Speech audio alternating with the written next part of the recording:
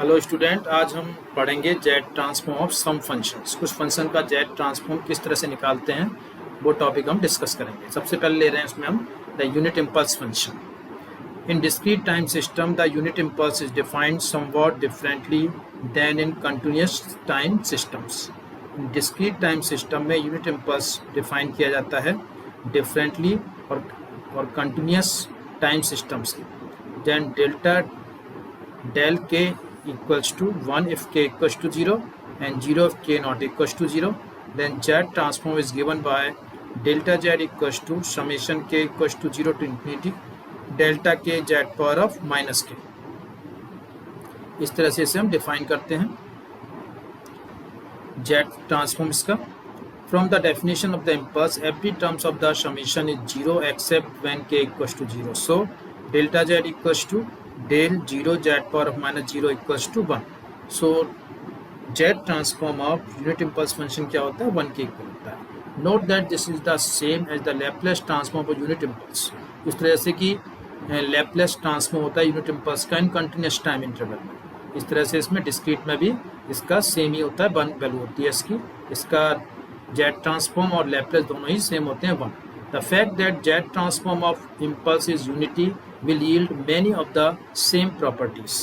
इसमें some properties follow होती हैं z transform की and allow for many of the same analysis techniques.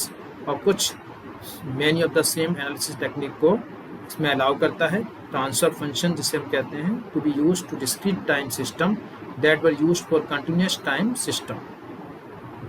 Next है the unit step function. The unit step is 1 when k is 0 or positive.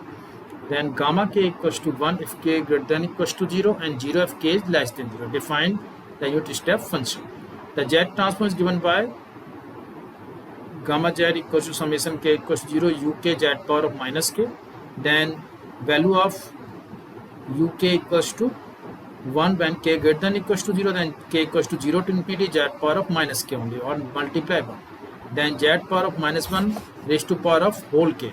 Then it is the sequence or a GP. Then the sum of these GP is 1 upon 1 minus z power of minus 1 and z upon z minus 1. We will use the later form a ratio of polynomial of positive powers of z. इस तरह से z की form में इसका z transform आ गया। इस तरह से नेक्स्ट होता है exponential function. Consider the exponential function F के equals to raise to power minus alpha K T when के greater than equals to 0 when K less than. इस फंक्शन का हमें क्या निकालना है, z ट्रांसफॉर्म। तो F Z equals to summation के equals to 0 to infinity raise to power minus alpha K T Z power of minus K. इसको हम लिख सकते हैं समेशन के equals to 0 to infinity raise to power minus alpha T Z power of minus 1 whole power of के। इसका ये summation किया है तो वैल्यू आएगी 1 upon 1 minus e raise to power minus alpha T Z power of minus 1 या 1 upon 1 minus e raise to power minus alpha T Z power of minus 1। ऐसे लिख सकते हैं हम Z upon Z minus e raise to power minus alpha T. Note that this function is just the exponential function that we are used for seeing f t raised to power minus alpha t with t greater than 0 after it has been sampled at t equals to kt. Next is the exponential function Redux. एक और function होता है Redux form में exponential function, उसको इस तरह से define किया जाता है एफ के equals to a power of k, एक पावर सीरीज की फॉर्म में व्हेन के greater than equals to 0 when के इज लेस देन 0। दो होते हैं, एक तो एक्सपोनेंशियल पावर होता है, एक एक्सपोनेंशियल फंक्शन होता है ए पावर ऑफ के। ठीक है, तो इस कंडीशन में इसका जेड ट्रांसफॉर्म निकलेगा समेशन के equals to 0 to infinity A power of K Z power of minus K या A Z power of minus 1 whole power of के। इसका समीशन निकालें तो 1 upon 1 minus A Z power of minus 1 आ जाएगा या Z upon Z minus A आ जाएगा। This is the same as the exponential function with A equals to raise to power minus alpha T just as with the continuous time system. Most of our system will have behaviours that consist of some of such exponentials. Other functions, the Z transform of some other function is given in the table of transform. Then find the Z transform of f के equals to, इस question लेते हैं इसका example. तो हमें Z transform निकालना है f के equals to cos A K U के का।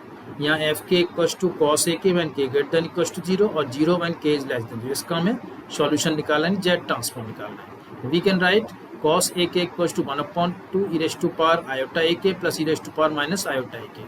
देन एफ जेड हो जाएगा Z transform of cos A K U K minus equals to Z transform of 1/2 E raise to power iota A K plus E raise to power minus iota A K U के।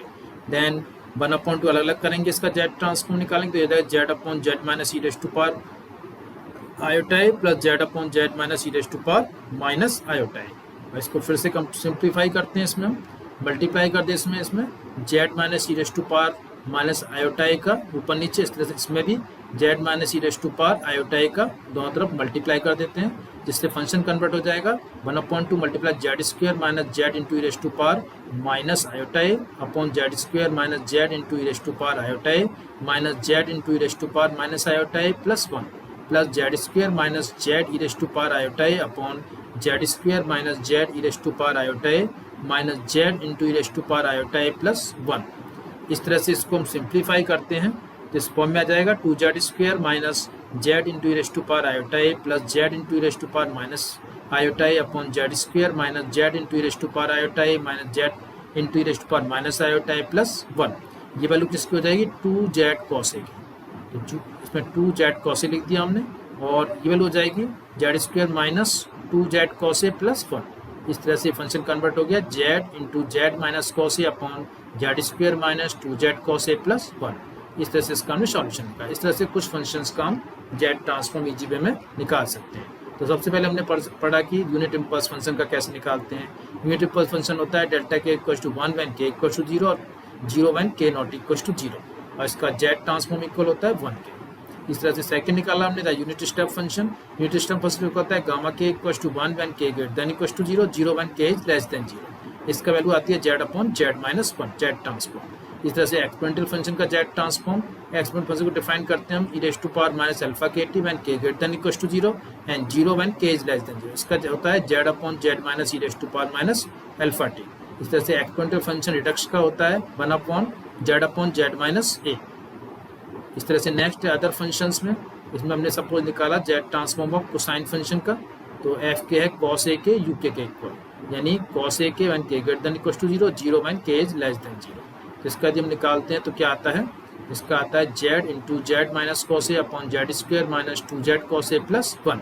तो ये कहलाता है Z transform कि उस function का हमने Z transform निकाला। तो इस तरह से हम किसी फंक्शन का जेड ट्रांसफॉर्म निकाल सकते हैं ईजी वे में। और कोई भी इसका मैं फॉर्मूला यदि याद है जेड ट्रांसफॉर्म का तो ईजी वे में कोई भी फंक्शन है उसका जेड ट्रांसफॉर्म निकाल सकते हैं। इस तरह से लेक्चर एंड होता है Z transform of some functions. Thank you.